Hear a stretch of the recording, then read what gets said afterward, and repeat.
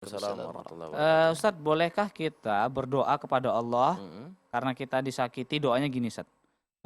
Ya Allah, balaslah kejahatan yang dia lakukan kepada saya. Oh, Baik. balas dia ya Allah. Iya betul. Yang pertama ya, doa hukum asalnya memang untuk hal-hal yang baik. Ya.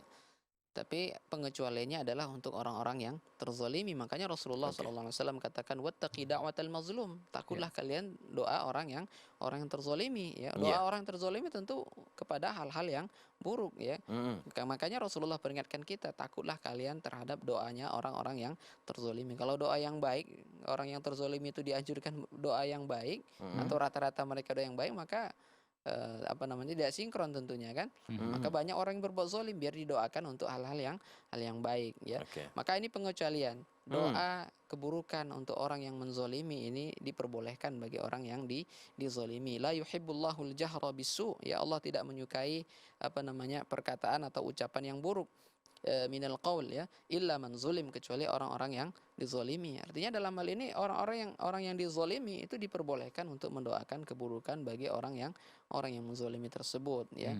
Karena insya Allah doanya akan dikabulkan. Okay? Allah Rasulullah katakan fa innahu laisa bainahu wa bainallahi hijab ya.